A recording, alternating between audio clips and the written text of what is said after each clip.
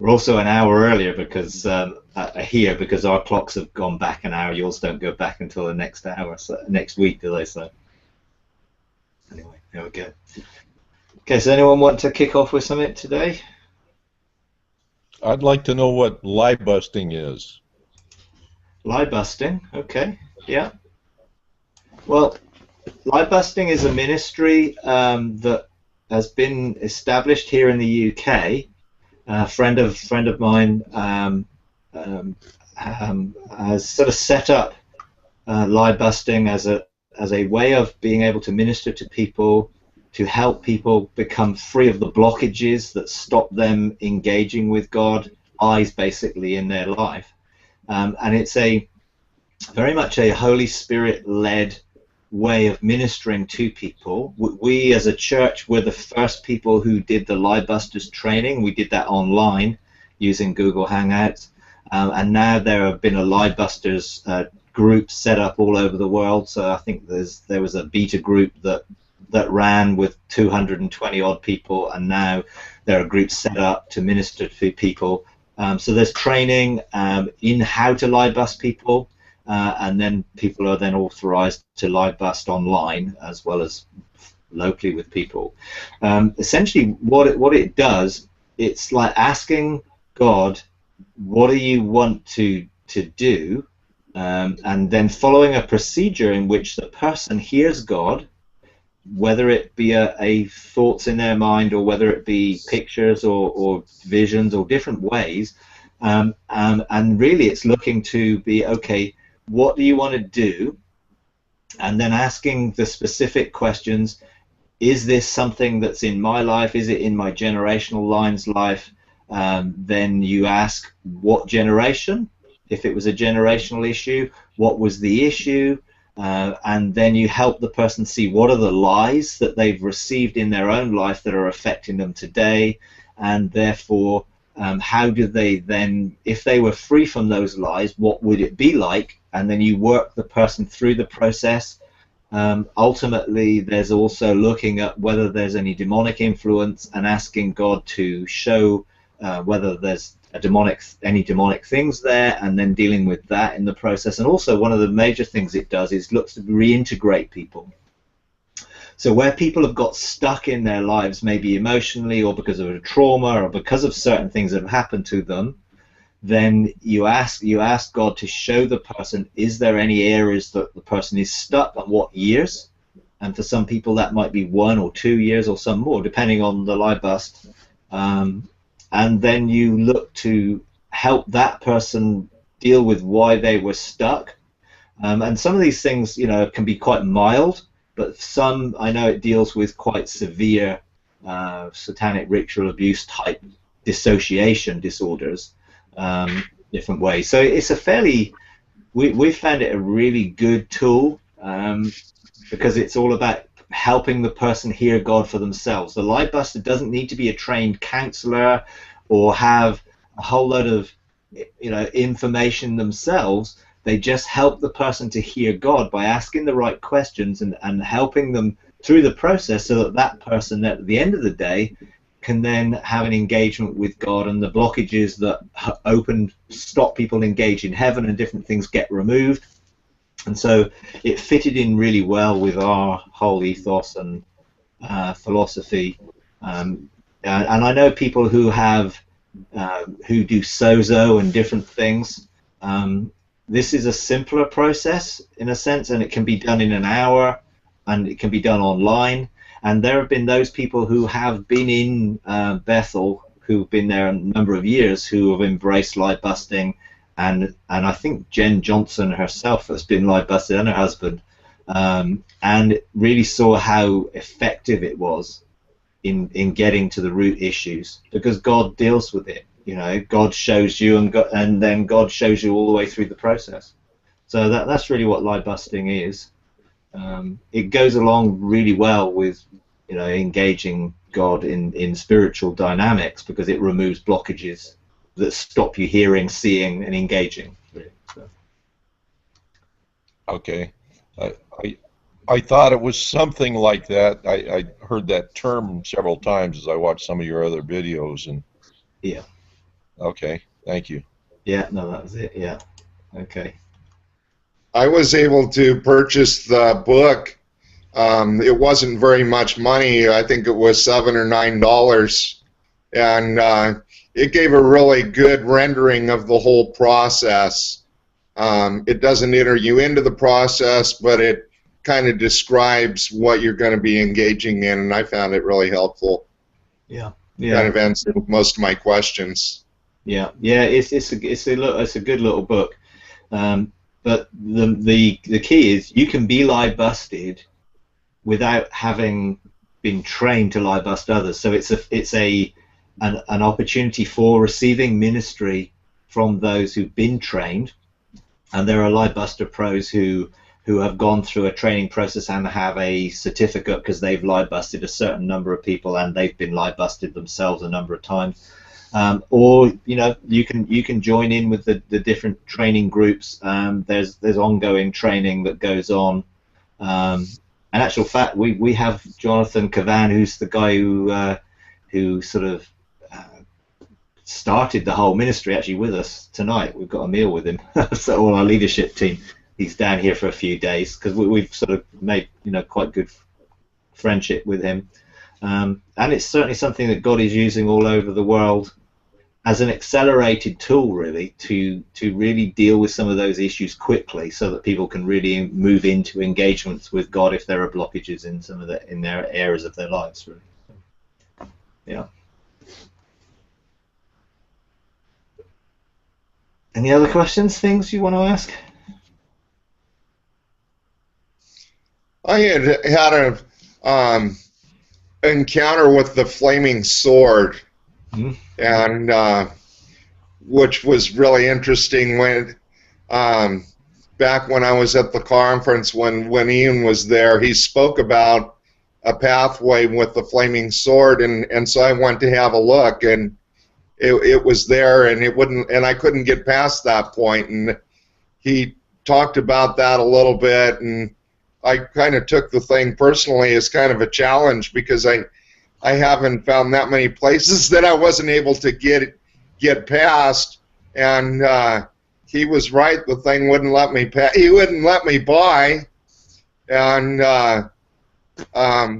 anyway, I kind of worked at it for a little bit and was able to gain access beyond that point. But is there anything you could say about that? Ooh, I mean, obviously the flaming sword itself is that which represents what guarded the pathway, after Eden and the garden being closed to Eden, and Adam and Eve being expelled from that realm and being able to access that realm. It said that there were cherubim and the fiery sword that was essentially there to. I think people think, to stop people going in, but in reality it was to allow people to go in, but you have to obviously engage in a particular way to be able to access into the pathway that goes to eternity. I think there are a number of different probably experiences that people may have that are related to this, but they don't necessarily call it the fiery sword. In my own life, I guess I've experienced several encounters with the fire of God that have prepared me to go deeper. I can't say that I personally encountered it as a fiery sword myself, but I have gone beyond where the experience of engaging the fire of God and the transformation that takes place and the level of dealing with my own personal life took me, and so I have experienced some of that in I guess 3 or 4 different places. I think I've experienced the fiery pillar of God within the judgment seat, which dealt with my scroll and the sort of wood, hay, stubble, gold, silver, precious stones, things in my life, which was a pretty intense encounter that definitely took me forward into understanding and engaging in different realms of heaven. I engaged with the firestones on the river of fire, and again, that was a pretty intense encounter, which went deeper into my life. And I went through a period where I was in darkness, where over a 4-month period I engaged in the dark cloud, and that to me was again, it was illustrated on my scroll as a flame, an eternal flame that I needed to engage in. And what I saw it was on my scroll, that my whole life led up to that point, and then afterwards my whole life would be different going forward from that point, having experienced the fire of God. And so I think, whether it's the same encounter for everybody or just way God takes us to that point of the fire of God. I mean, subsequently to that, I've engaged in the temple and the fiery altar there, and seen my heart engaged with the altar of fire. So there's been lots of fiery experiences. In a sense, it's looking to enable us to be able to access the realm of eternity, but come back and not stay there, I think. And the level of change and transformation that needs to take place with that fiery sword. I mean, Jesus said that he was coming to bring a sword, and there's a judgment, I think, that takes place, that you allow the judgment of God, which I guess was what the judgment seat was for me, to judge your life, and a willingness to embrace that judgment in fire so that we can go further from a place of being purified and refined, and in our scroll accessed in a different way. That's how it worked for me. I mean, what did you do? What did you do to engage and go past that? Well, I think I had a desire to get past it because it wouldn't let me. I couldn't pass it. I just popped in at the conference, and it was like, yes, it was there. No, it wasn't going to let me go by, just like he said. And I revisited it a few more times to make sure that and again, no, I couldn't get by the thing. And I kind of entered into a place, and I don't know that I even associated it with that, but I asked the Lord, what do I need to do in order to gain access here?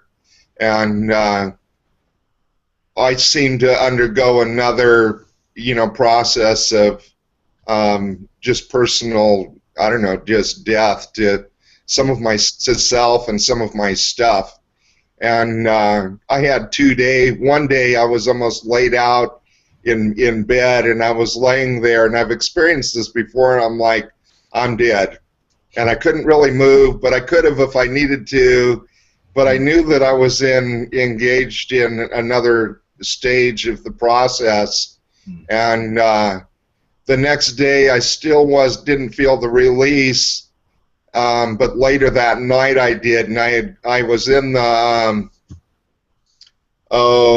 I guess it was the bridal chamber, and I kind of crawled back through the door and managed to crawl up on the bed, and the Lord's there, and I'm kind of and I thought, now I can go. And so I popped over there to the sword, and then I thought, well, I need to go ask him if I can, for a scroll. And so I popped back in and got my paperwork from him, and I went back to the sword, and sure enough, I was able to get past. I was able to go. They let me pass, and so.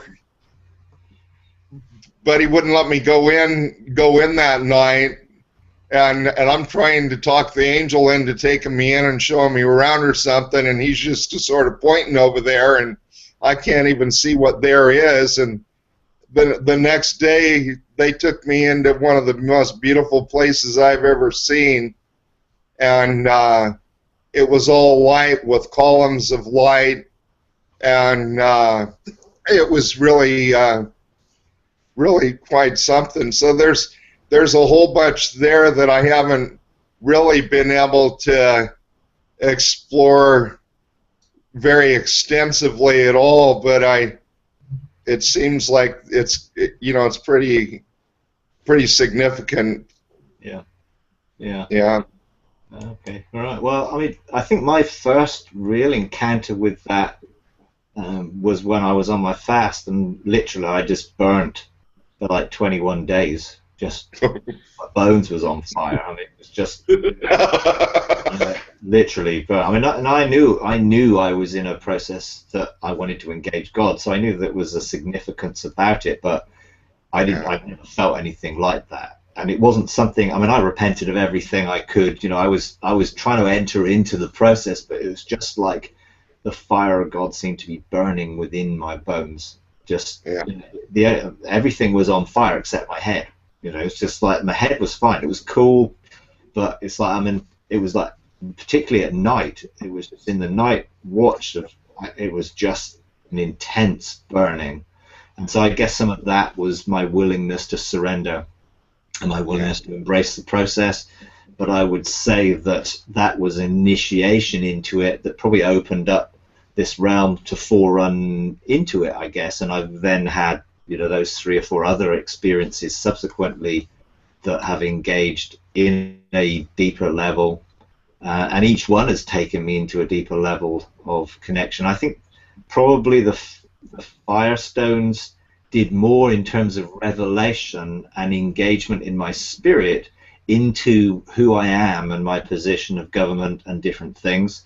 The judgment seat really dealt with the emotions of the regret and the sort of the loss and the things that you realize of all the stuff you sort of did out of the wrong motive and things. So that was a purification, so that the enemy had no access to sort of almost use those things as a blockage.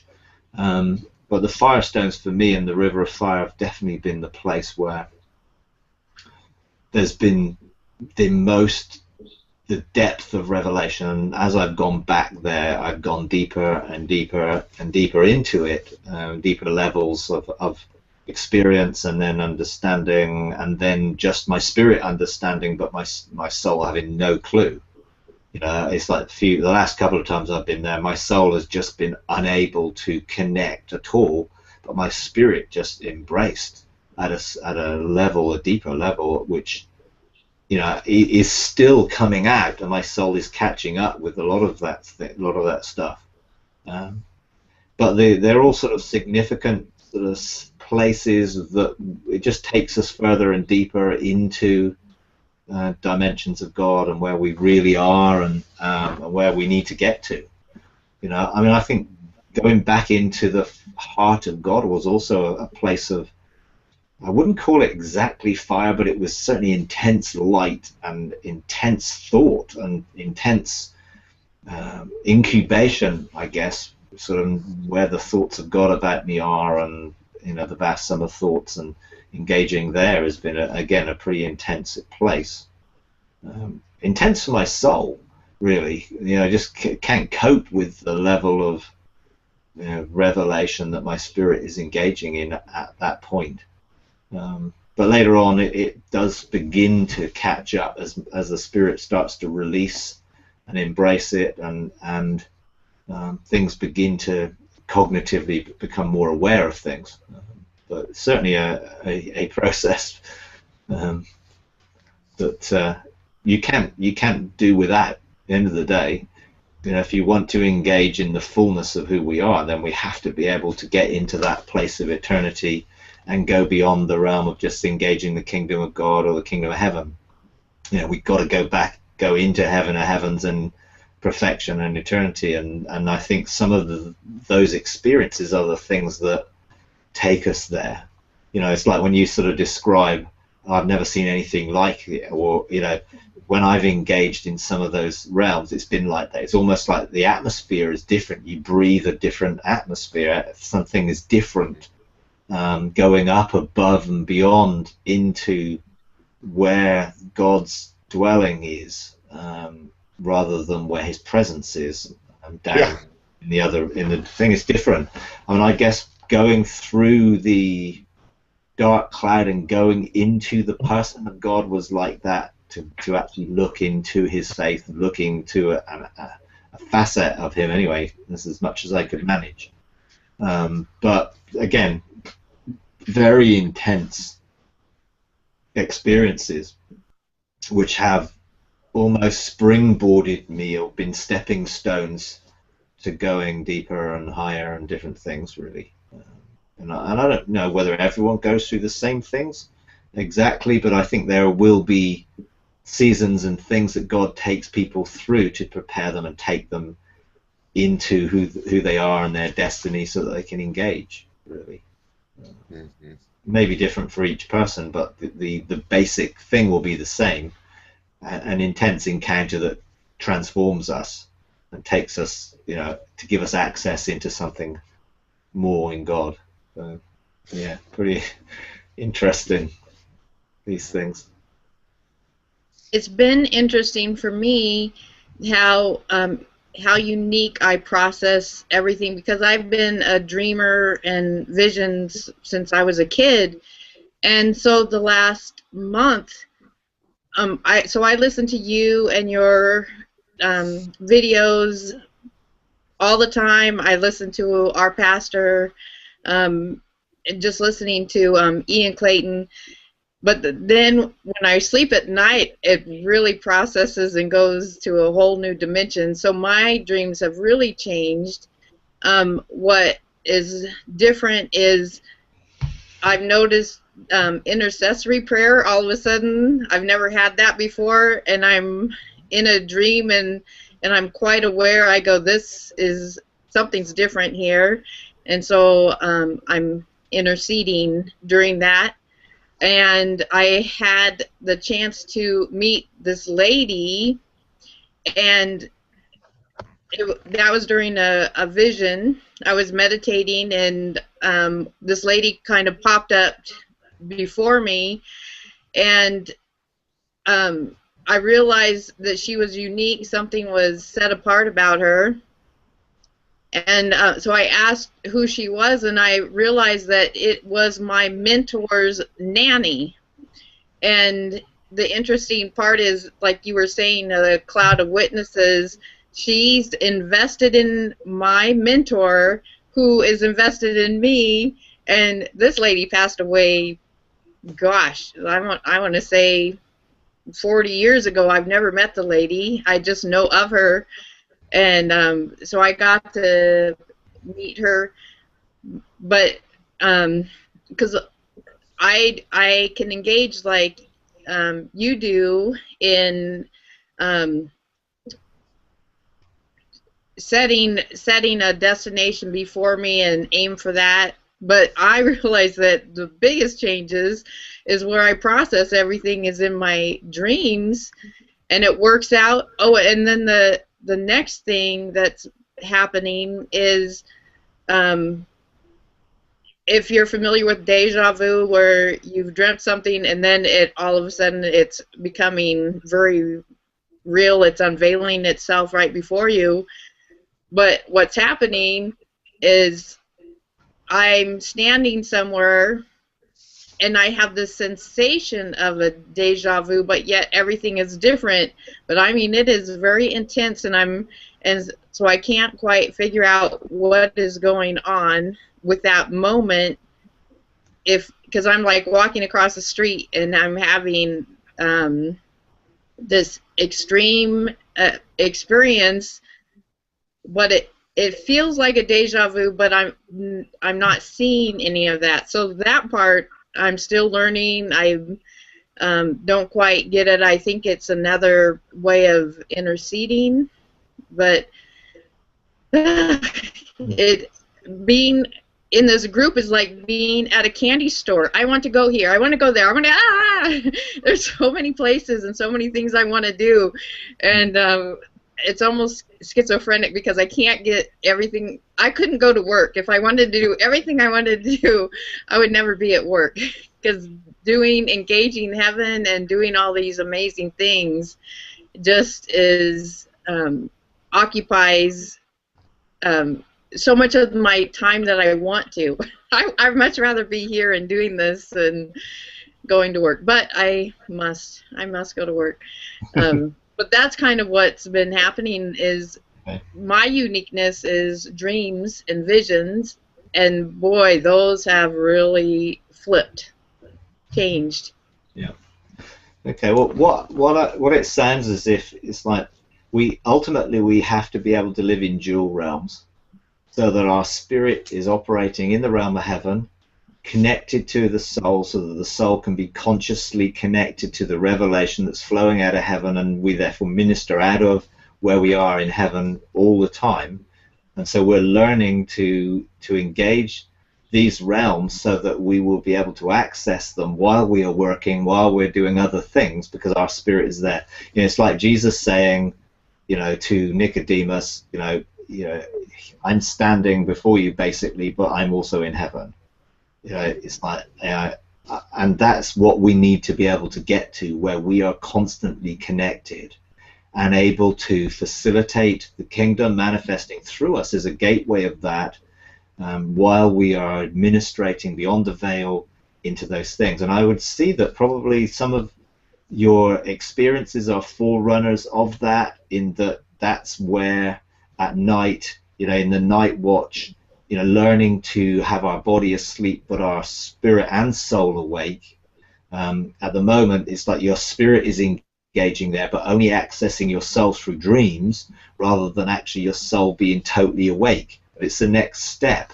So it's showing you, hey, there is a place where your spirit can go and engage in the realm of heaven, and your soul is also going with you, but not fully yet awake. But God is actually communicating to your soul that which your spirit is experiencing, but it's coming through a dream at the moment, or a visionary type thing. Now, as you learn to tune into that, and you learn to be able to step into those realms when you need to go to a court or a mountain or a throne, and you begin to administrate government, it will be that you have learnt, and you are learning how to be in those places. And ultimately, you know, everything has to flow out of intimacy and flow out of the relational side of our engagement with God on the inside of us, and engaging with His presence there, so that we only have to do what we see the Father doing. And so we're not, oh no, I need to go here, or how do I do this? You know, I mean, I was a bit like you when I first started to engage these realms. You know, all these mountains that I'm supposed to be engaging in, and I'm on, and what am I supposed to do? And it felt like spinning plates and keeping them all going. It's like, how do I do this? And I'm like, you know, and then I discovered really, actually, is I am a mountain. I am a place of authority, and I need to be in that position in the realms of heaven. So it's like who I am rules all the spheres of government that are under me. So I don't have to go onto 7 mountains here and onto these 3 mountains over here, or do this. It's who I am, and once I understand my identity and my position of governmental authority, I can administer those kingdom realms from my place of authority, and obviously engaging with the 7 spirits of God and those things who are tutoring us for that position of government and bringing us into that place of government is all part of learning and engaging. And so that, you know, many of us are having forerunner experiences that are to almost like entice us to go deeper and to encourage us that there's more. But actually, when we become sons and we're operating in sonship, actually we'll know where to go, what to do, when to go, when to do this, when to do that, because we'll be operating in the fullness of government, and therefore we can then manifest that government on the earth as it is in heaven. And at the moment we're learning. You know, we're still being tutored, we're still being trained. You know, some of us are still operating in lordship. Some people have gone into kingship. You know, others are engaging in chancellorship. You know, there's different levels of governmental authority that we have depending on the level of yieldedness and transformation that's taken place. And some of these experiences that we were talking about earlier are really about some of the things that key us into another level of government, into another authority sphere. And so I look back and I can see some of the encounters that actually then took me to go into a different level. You know, engaging wisdom and learning the protocols of government. But all that stuff still has to come out of intimacy. If it doesn't come out of relationship, we can always get into a danger of doing rather than being. You know, I only do these things because I know this is who I am. I don't do these things looking for who I am and looking for my identity in them, because that will lead me on a wrong pathway. And so, you know, I can see that, you know, you're having experiences like this. They are preparing you for what's coming. I love how you say that it's like a tutor, and you just clicked a light bulb in my head that the relationship will be more purposeful and directed me to have the intimacy with God than to rely on the dreams, because they are tutoring me and teaching me and showing me things. You have made me so excited. It makes sense to just go one step beyond that. You know, I love dreams and visions, but just to be more engaged in probably this dimension, and bring that heaven and earth relationship together stronger is kind of what I feel like you're describing to me. Yeah, because it goes from visions to visitation to habitation. Yes, I love it. You know, and so what you're experiencing now is a precursor to the visitation, in which you will be able to step into that and engage into that, and then to go beyond that into living in those dual realms and engaging in that, you know, as a lifestyle, as who we are. Because ultimately that's what the desire is, to be able to live in those realms and then to manifest that into the earth from that. So yeah, it's great. I mean, it's part of the journey, and I swear you just opened 2 doors for me. It's just like going. So thank you. Okay, you're welcome. Mike, Yeah. I keep having an experience. It's been several years that this goes on. When I close my eyes and I focus on just the Lord and being in the Spirit, I begin to see faces appear. And generally the color is, it's like a two-tone kind of thing. Instead of like whites and blacks, it's reds and blacks. And these faces appear and then they fade away. And I might be in a time where I'll see 5 or 6 faces, sometimes only a couple. I've asked the Lord, you know, what this means. I've had it suggested that I'm seeing the cloud of witnesses. The faces generally, it's always been male, and they've always appeared to be older, like, you know, I guess kind of how you'd view some of the patriarchs, maybe. Yeah. Most of the faces are very pleasant and you feel comfortable around them. There's been a couple that are just weird, disfigured kind of things. Have you ever heard of that? Any insight on that? Okay. It's almost like I'm seeing them on the inside of my eyebrows. Yeah. Or my eyelids. Yeah. I mean, again, I think you're learning to look into a realm. You know, it's like that realm when you first begin to tune into it.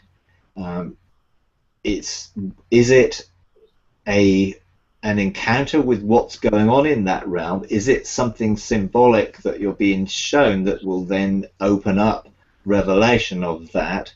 And some of these things are, you know, are a little bit difficult to know sometimes, because it's like, okay, is this actually a real place that I'm visiting? Because I mean, people have described things in the realms of what they would say as heaven as being pretty weird things, you know. And I'm thinking, is that actually really there? I've never seen it. Or actually, is it something that God is showing you in a way that you can relate to, that will then engage you to actually pursue? And I think sometimes, you know, people sort of say to me, oh, I went down this corridor and I went left here and I did this and I went there and whatever. I said, okay, but what happened? You know, what was the point of it? What happened? What did it make you feel? What did you engage? What did it bring? And I think some of these things, you know, heaven is multiversed, and therefore it is designed for you to connect with in the way God has wired you and created you to be. So some people engage in, you know, in gardens. Some people engage, you know, in houses and cities and things like that. I mean, it just seems that God chooses to engage in a particular way. Sometimes I think it's the symbolic nature of what he's revealing. It's the key, not where you are or whether it's an actual physical place, but actually what is the symbolism of this encounter? What does it mean? What is he showing me? What do I need to do with what he's showing me? So in this sense, it's like, okay, you're seeing people, there are lots of different faces that exist in the realm of the spirit. You know, there are the cloud of witnesses, absolutely. Yes, they are around us. And it's like, are you looking into the realm that's around you, which is a spiritual realm that is accessible to that cloud of witness that surround us and to the angelic beings that are surrounding us in that realm of the spirit? Are you stepping into the realm of heaven and therefore you're seeing something in the realm of heaven? All those things would be different. And if it's like, well, you're closing your eyes and you're beginning to focus, it's like, you know, maybe that is in this realm and these things are associated with this realm. Okay, that would be the cloud of witnesses in that instance. If you're stepping into the realms of heaven, there are a host of heavenly creatures, beings that are designed for us to engage with. And some of those appear as sort of in human form figures. For instance, on the ancient, I know Mike he's engaged with a number of hooded, cloaked ones that he would describe as like ancient ones that have given him insight and revelation. I think the key is to, when we're engaging in some of that, would be to really look at it from a perspective of, okay, God, is this something that you want me to pursue? Is this something that I need to engage in? And therefore, I need to communicate with what I'm seeing. So, you know, I need to ask them. And that will be my thing, is like, ask them. If you see people, what do you want? Who are you? You know, are you assigned to me? Are you here for a particular reason? You know, actually ask, you know, and that's the key in a lot of these things. Go back into it. If it's a cryptic or something hidden or something veiled or something that's sort of in darkness, a mystery, then it's being shown you so that it can come into the light and bring the light of the revelation of it that will do something in your life that matures you or moves you forward. And sometimes it's like we don't want to get caught up so much with what's actually happened, or rather than what the reason for it is, you know. And if it's like, okay, there are a cloud of witnesses, what are they there for? You know, why are they coming so that you can see them? You know, are they coming because they are invested in your life, in your destiny? Therefore, or what do they want to tell you?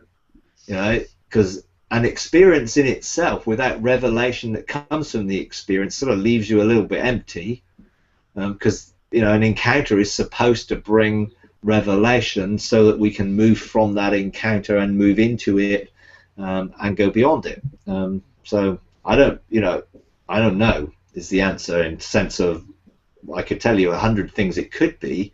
The key would be for you to specifically engage in it and ask, you know, even if it's like, well, by faith, I am going to speak to these faces I'm seeing, and I'm going to ask them what they're doing, you know, and then if they share something or they respond, then look to engage with what it is. You know, because sometimes it's like God doesn't tell us deliberately because he wants us to engage. If we keep having to go to God, why does he put the, you know, 7 spirits of God? And some of it is, you know, there may well be a connection to the 7 spirits of God, you know, particularly where there's colors and different things. It's like, okay, there may be the initiation with, okay, you're engaging with the spirit of wisdom who wants to, or the spirit of the Lord who wants to give you insight into something and open up that realm for you to engage the protocol of it, you know, because we engage with the 7 spirits of God a lot more than we know. It's not just, oh, well, I go and talk to them when they show up. Actually, they're invested by God with the authority to bring me to maturity one way or another, and they will do all sorts of things that we wouldn't necessarily attribute to them, but they're operating, they're at work, you know. And so some of the experiences that we have are some of them where they are looking to engage us in something that will mature us and move us on and help. And so you know, it may well be, you know, look to ask, you know, when I engage red like that, or as a red color, you know, I usually engage that with the Spirit of the Lord. And the Spirit of the Lord very much often for me is there to help me discern what God is doing in any situation. Like, you know, I want to make sure I'm on the right side of what God's doing, not on the opposite side, because sometimes he'll do things. My first engagement with the Spirit of the Lord, he showed me 3 different pictures of the same type of thing but from a different perspective, and showed me that they were all God, and I needed to understand what it was. So it was like I encountered a river, and it was this beautiful river, this stream, and it was just like idyllic, and oh wow, this is lovely. And then there was this absolutely amazing channeled river, like a flash flood, that swept everything away, and the spirit of the Lord just said, both are God, you know, both are God. Sorry, I got some workmen doing some stuff on the house outside, you know. And I had the same thing with a fire, a lovely warming fire that I could see and warm and be close to, and then a raging forest fire, completely, seemingly out of control, but actually both God. So sometimes the things that we seem to attribute to the enemy can actually be things that God is doing in our life to transform us. And when I sort of minister to people, I'm really sensitive to seek from the Spirit of the Lord, is this something God is doing in this person's life, so I can help them cooperate with it and walk through it, or actually is it something that the enemy's doing that we need to then deal with so that you can come out of it? And I don't want to take people out of something that God's put them in, because he's using a circumstance to equip and to train, whatever. So a lot of it is, you know, is actually learning to discern. So you may well, as you engage, realize that some of this is just part of the process, that he wants you to enter into it in a deeper level and pursue it until you get an answer. And just keep asking for the answer, really. Yeah, I've never asked these faces. I've never asked them who they are or anything, so I'm going to start there. The one thing I have tried to do is just keep them in my view, and that's when they kind of fade away. And that may be an effort of my flesh to keep them in my view, because, you know, you always want to see stuff.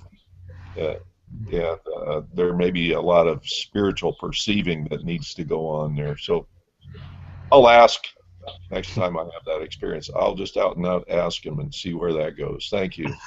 Yeah, it's always a good idea.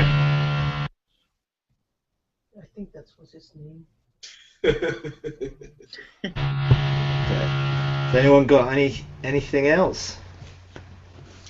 Well, when you were talking about engaging the firestones, when I first, I kind of positioned myself to try and engage there. And in the beginning, I would count the number of stones and just kind of as if I would by faith, because I wasn't able to really.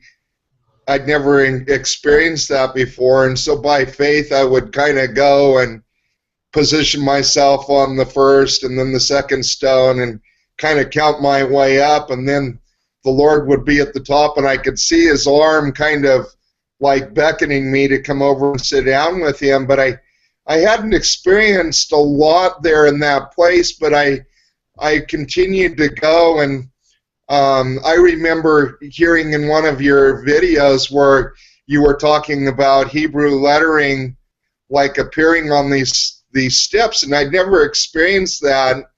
But as I continued to go, I began to see the steps a little bit more clearly, and was actually started having experiences on those stones where it was like almost like drop down inside, and then the lettering began to appear. But it wasn't there in the beginning. But as I continued to engage, like in some of the other places, things that weren't there initially, as I continued to walk those pathways, I entered into a deeper and deeper place. Yeah. Well, I think that's a pattern, really. I mean, I've done exactly the same. I've gone back into the same place and have deeper and deeper revelation, particularly on the firestones. My first encounter was the very first time I'd ever went into heaven. Was there. I mean, it was a pretty intense experience because I'd never experienced anything before that. So it was amazing, like, wow. But it was very much an emotional experience. But I was feeling the sort of very nature of God, you know, his love, his joy, his peace. It was that sort of just engaging, becoming one with, joined with, just amazing. And you know, when I went back and I started taking other people back there, I assumed that I was going to have the same thing, but actually, as you say, I went deeper. The next time, it was just everything was about government. It was as I stood and became one the first time. The second time, it was like I could see into at a deeper level, and it was like it was all about government, and it was all about the precepts and the ordinances and the wonders of God and the testimonies and the commandments and the statutes. And I'm like, and it was very much less cognitive and emotional, and very much just an overwhelming sense of amazement, awe at the depth that each of these stones had, and the revelation of those stones and what it was supposed to bring in terms of our sonship and our position for government. And when I went back again, you know, I went back into it, and it's like I went into it, as you said, I went into it, and that was just my whole spirit was just immersed, baptized into each stone, if you like. It was just like I was in it, and my spirit absorbed the frequency and the fragrance and the color and the formula that was in it. I mean, there was just these letters and fragrances and frequencies and colors and just an explosion of amazing things that, again, my mind did not have an understanding of. Although when I got onto one stone, I was given a seal, this sort of seal thing. And I found out that it was a chancellor's seal, and the protocol of engaging chancellorship came out of that revelation, you know. And then I went, and whenever I get things like that, I always go back to wisdom, and I ask her, because she's there to teach me about the protocol of government. So I wanted to know, what is this seal? How do I use it? And so she then took me. She said, right, here's a staff. Put the seal on the staff, and she took me through one of the doors that are on Wisdom's Heights and took me to the Satan's trophy room under the earth, and I used the seal on the staff to gain access into that place. And so it was all about sort of protocol of how to use the things that I'd received there in a governmental way. Next time I went, it was like there was another thing where, okay, what am I supposed to do with this seal? And it was like I had to put it around my neck on a sort of a chain thing, and then I was able to gain access to the 12 houses and the Chancellor's houses with this seal.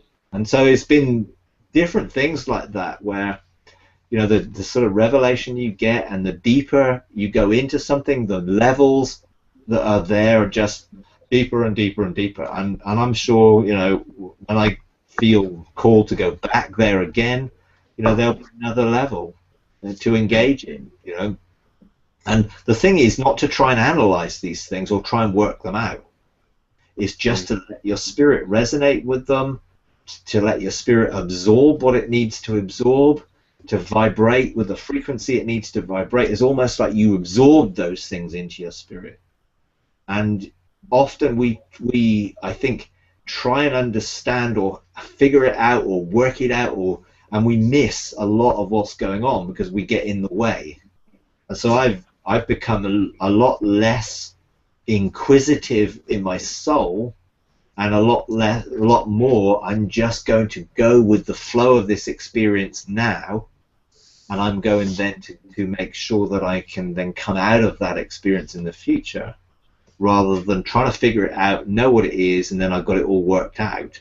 You know, that's my soul wanting to know, and my spirit needs to experience, not know, but to experience, and then release that experience so that actually cognitively I will become aware of what I need to become aware of. And some things, you know, God deliberately keeps my soul in darkness to keep it in the right place.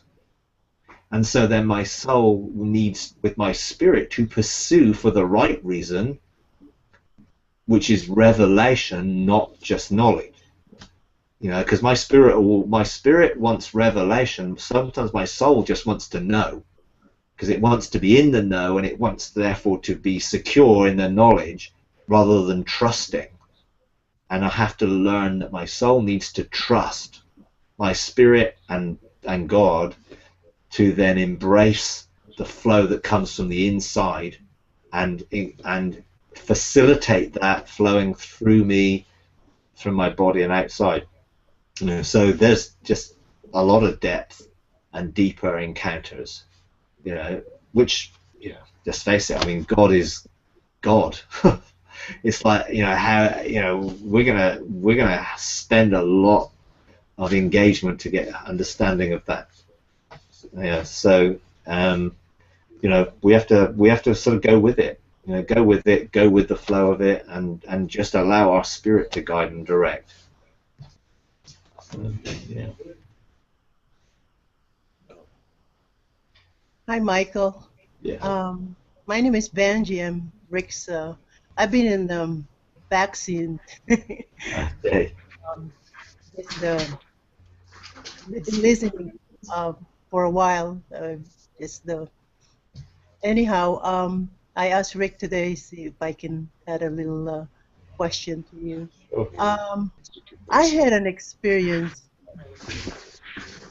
years ago. Yeah. Roll closer so she can see you. My experience was at one time I was outside a place. I go outside during summertime, and we have a beautiful site here that my favorite place to worship the Lord. And my experience was as I was worshiping the Lord, I had He brought me to a different place in the realm of the Spirit.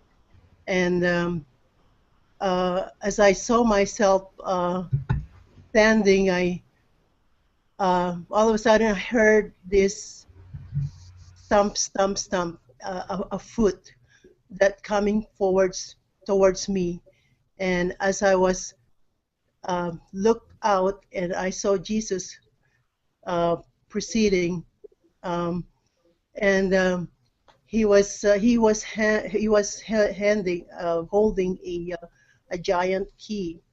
As he coming towards me, he handed me the key, and he said to me to open doors as many doors.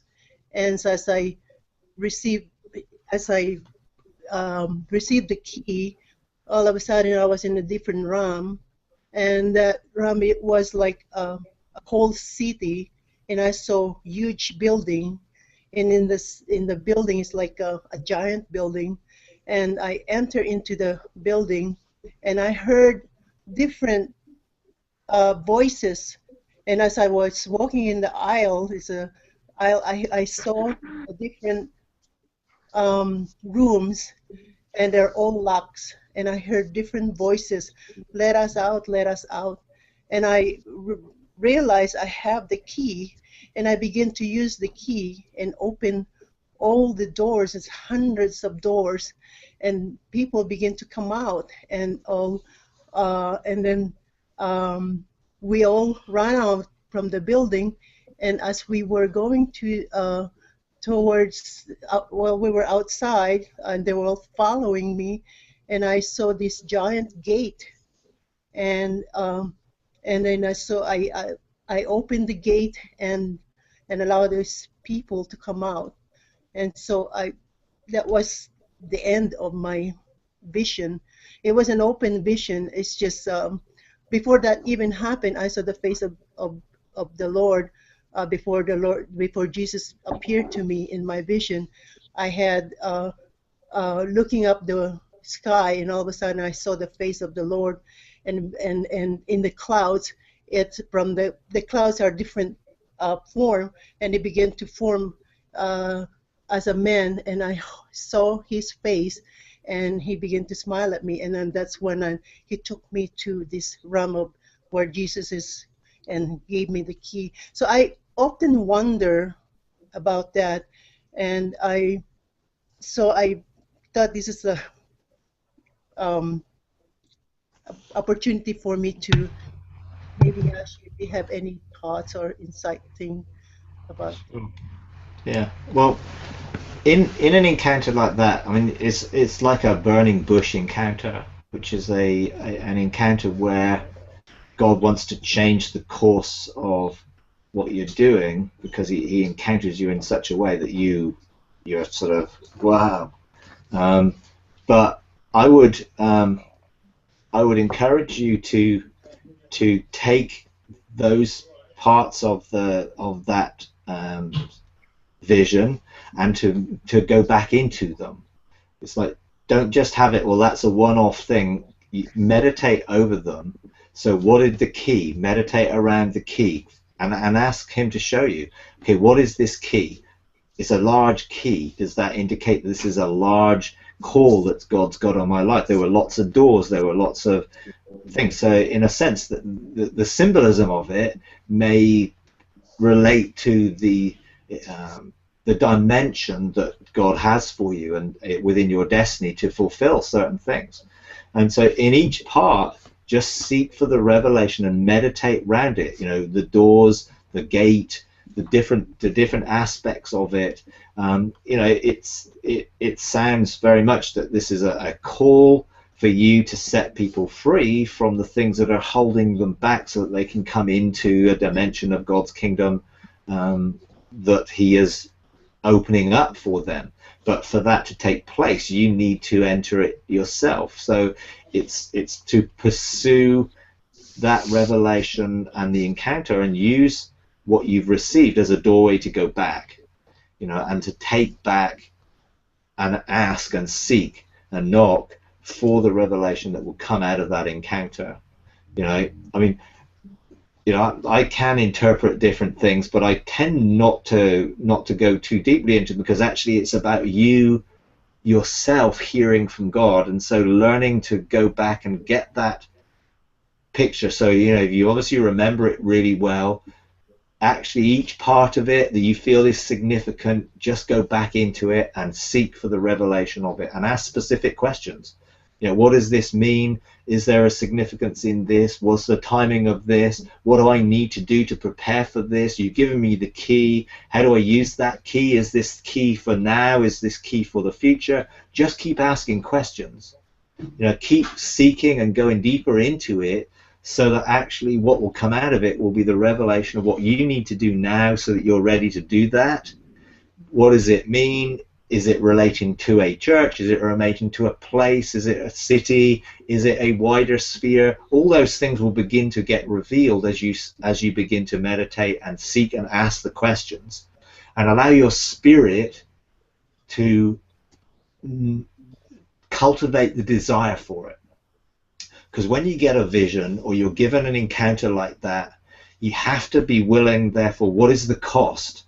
You know, when Moses had the burning bush, it was like, oh, wow, I'm not sure I'm ready for that. So there was a cost associated to it that then he had to be willing to submit and surrender to. And so, in a sense, the cost is usually, well, what is it going to take to get me to the place where I can outwork this and use this golden key? And then ask God to show you, is there anything you need to deal with in my life which is a hindrance for me using this key?